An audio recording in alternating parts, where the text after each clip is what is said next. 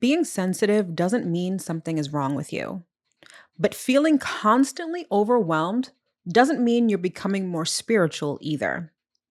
If you've been feeling exhausted, emotionally flooded, foggy, or drained, that doesn't mean your intuition is expanding. It may mean your nervous system has been open for too long without support. Spiritual sensitivity is real. Don't get it twisted. But so is spiritual overload.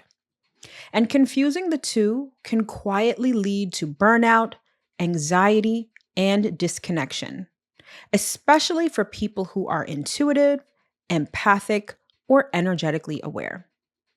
Today, we're going to slow this down and name the difference so sensitivity can become a strength again and not a burden. So, if you want to know more, stick around. You definitely don't want to miss this. Hello, my loves. As always, I hope that this video finds you well and in excellent spirits. So, welcome to day 28 of our 31-day wellness and astrology series. And today, we're talking about the difference between spiritual sensitivity and spiritual overload. Now, I found it essential to include this video in the series because in this day and age, everyone is talking about doing the work, shadow work, feeling everything, being spiritually aligned, and that is amazing. But much like everything else, there's always a shadow side, there's always an extreme. Now, being spiritually sensitive is essential in these times. Let's just call a spade a spade. However, overload, which is the opposite end of the spectrum, serves nobody, especially yourself. Spiritual sensitivity is the ability to perceive subtle emotional or energetic shifts. It's being able to feel deeply without losing yourself, sense intuition with clarity, or merely to stay attuned while remaining grounded. And all of those characteristics are vital and they're very important. However, spiritual overload happens when the nervous system is overstimulated, under-resourced, too open for too long, or lacking containment or rest. So essentially, when you let that spiritual sensitivity run amok and there's no boundaries, there's no containment, there's just openness for way too long, feeling too much. That is the essence of spiritual overload. And it's important to understand sensitivity is awareness. So the spiritual sensitivity part of that spectrum is awareness. But the spiritual overload part of that spectrum is dysregulation. Now, we talk about nervous system regulation a lot, especially in the realm of anxiety, right? But that dysregulation also happens when you're too in the ethereal, especially without grounding, when you're too overstimulated, when you've been spiritually open for too long without proper grounding and boundaries. That's sort of the flip side of that nervous system regulation coin. Okay, so keep that in mind. And above all else, remember that spiritual sensitivity and spiritual overload are not the same thing. And I know that sounds pretty obvious, but when you're in it, when you're feeling all the feels, when you're so spiritually tapped in, it could be very difficult to tell the difference. So keep that in mind. And along those same lines, here is the mislabeling problem. Many people are told, you're just empathic, or you're picking up on the collective energy, or this means you're opening spiritually, you're embarking on a spiritual journey. When in reality, your body is saying, I need rest, I need boundaries, I need grounding.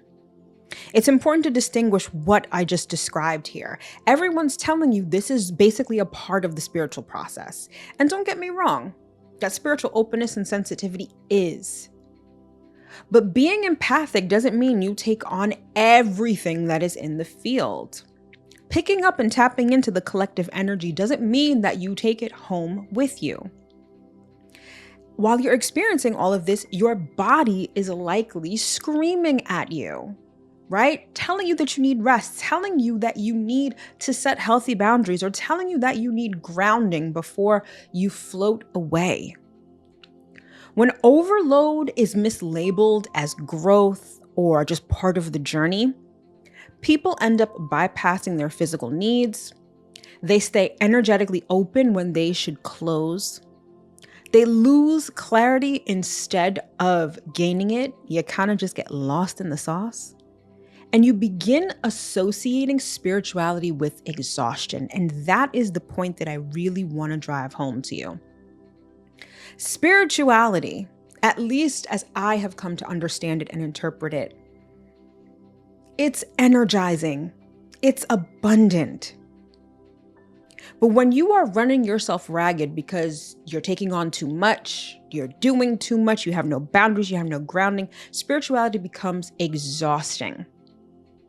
And then this is why some people shy away from it, some people leave, or people end up getting in this very vicious cycle of exhaustion, of healing others, yet never really actualizing anything in their lives.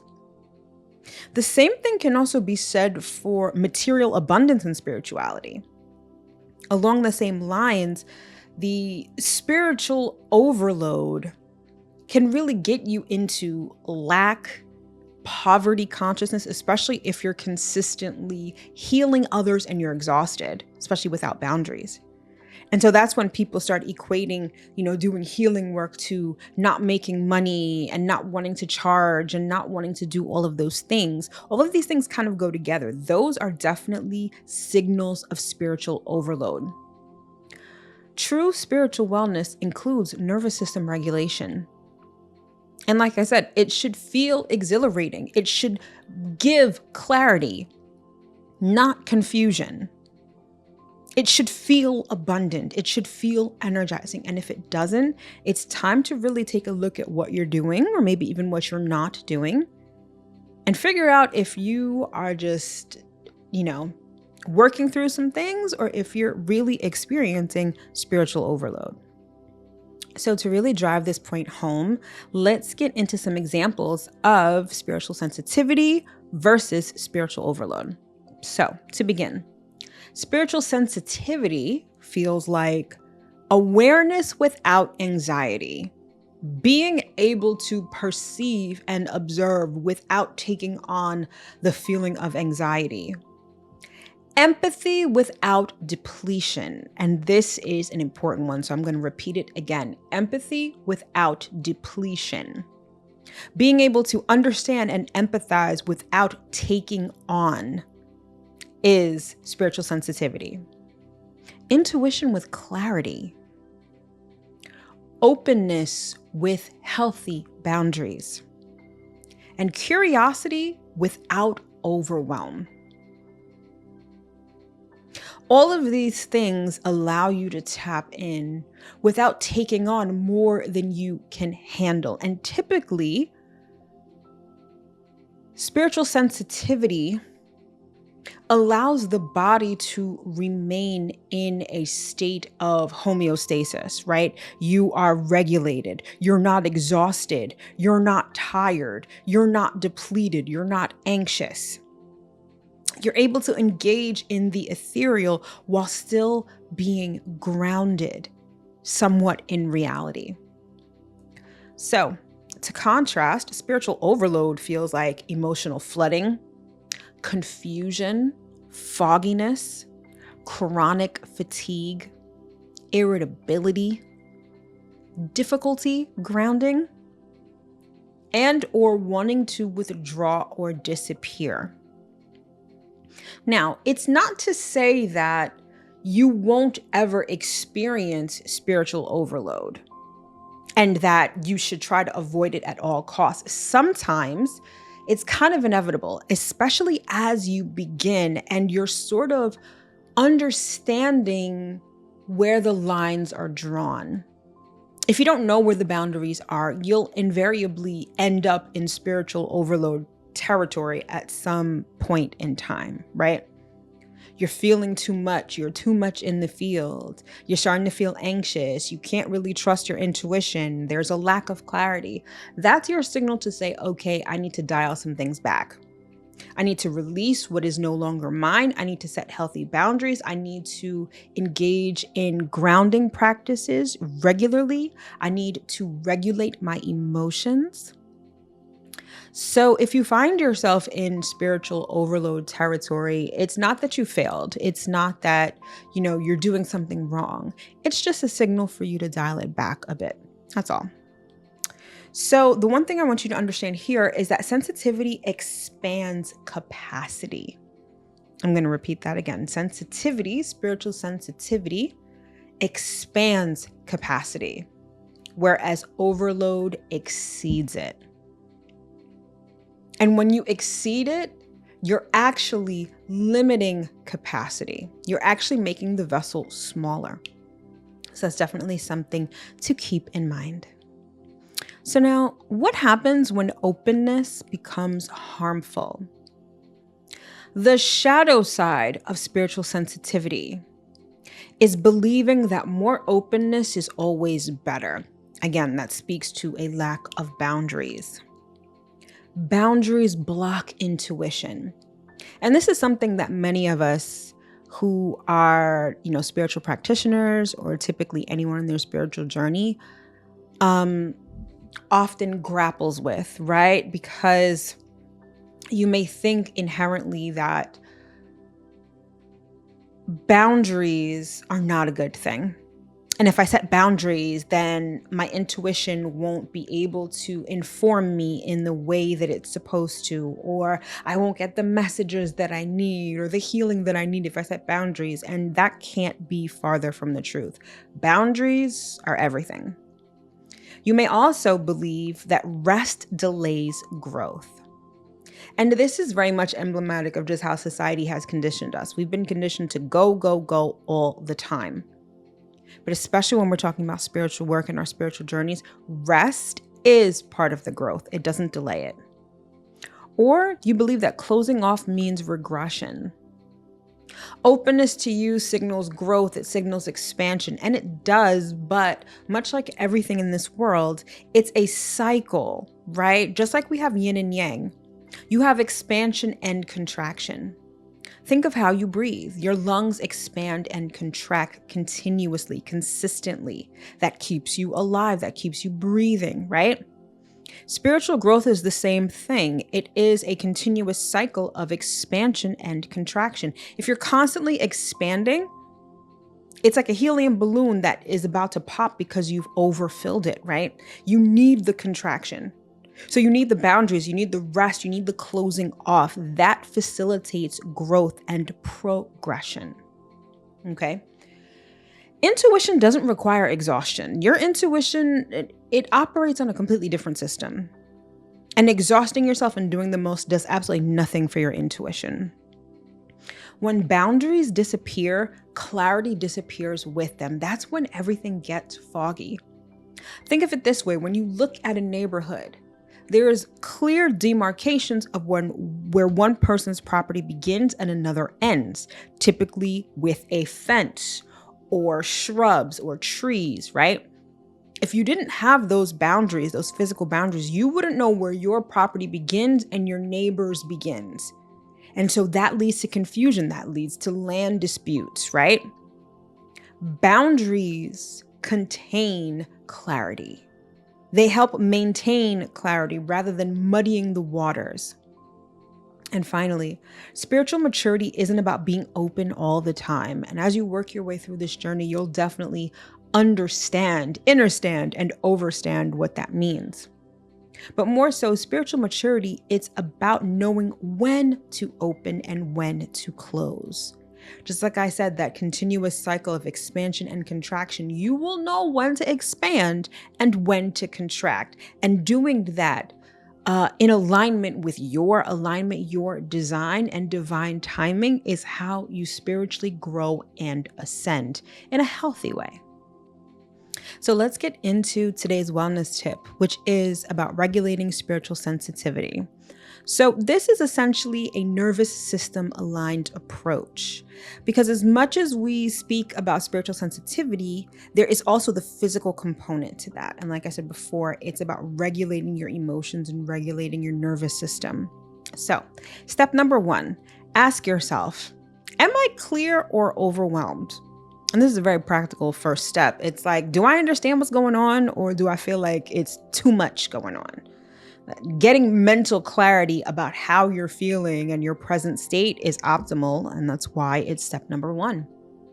Step number two, if you are overwhelmed, reduce input immediately. Essentially, enact boundaries immediately. You gotta divest yourself of everything. You've got to pull back a little bit. You gotta ground yourself. So if you're overwhelmed, that would be step number two. Step number three, along those same lines, ground physically. Movement, warmth, breath, anything that gets you in the present moment and gets you in the body is going to be key. Step number four, close energetically with intention.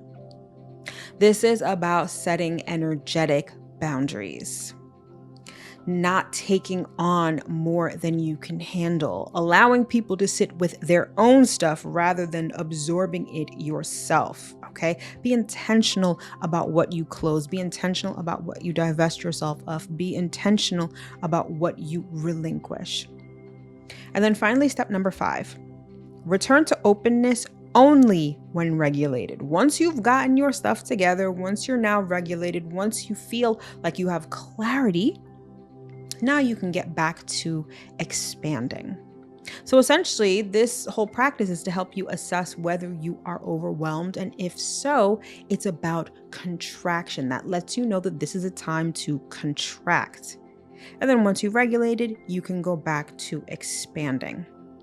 Spiritual sensitivity needs rhythm, not constant openness. The constant openness is only one half of the equation, which does you no good. Expansion and contraction is the rhythm that you need to follow here. Sensitivity isn't something to transcend, it's something to care for. That spiritual sensitivity is so valuable, not just for yourself, but for others, especially if you're using it as a spiritual practitioner, if you're using it to help heal people or even guide people to a certain extent. If it's the fact that it's so valuable means that you have to care for it. And caring for it isn't just because it's to be used by others. Caring for it is a part of your spiritual and physical wellness. When supported properly, sensitivity becomes discernment. It eventually becomes wisdom. It deepens your compassion and it makes you stronger. But only when the body feels safe enough to hold it. And this is the essence of nervous system regulation that is such a hot button phrase on everyone's lips these days. So many of the things that we want, we cannot hold on to because our bodies are not safe within them. Our bodies are dysregulated. Things are all over the place. We're anxious. So even if we have the opportunity to get something, we can't hold on to it. So much like everything else, you want that relationship of your dreams. You want wealth. You want stability. You want great health. All of those require a body that feels safe enough to hold and contain all of those things. Spiritual sensitivity is the same way. You may not think of it that way because it seems like it's something extra. It's not something 3D. But if you're doing the most, if you're not grounded, if you don't set boundaries, that signals to your body that things are not safe to hold on to this. And it may even get to the point where your spiritual gifts become diminished. Not only can you not hear your intuition, but maybe your psychic impressions aren't as strong. Your ability to, all of your clairaudience, claircognizance, they sort of get dimmed. That's definitely a symptom and a byproduct of spiritual overload. So, maintaining that wellness requires you to divest yourself of what is not yours, ground yourself, and set healthy boundaries that allows you to spiritually ascend and to care for your spiritual sensitivity. And then you get into that rhythm of expansion and contraction, and that is how you truly grow and ascend. All right, my loves, that's pretty much all I've got for you for this video on spiritual sensitivity versus spiritual overload. I sincerely hope that you were able to get at least one important piece of information that you can use to move forward successfully and to live well. If you would like to sign up for my signature natal chart experience, the blueprint, the link and all that information is in the description box below. If you haven't yet taken my self-care signature quiz, go ahead and do that. It's a fun little quiz that helps you understand your self-care signature better. And the link to that is also in the description box below. All right, my loves, thanks so much for tuning in, and I'll see you in my next video. Take care.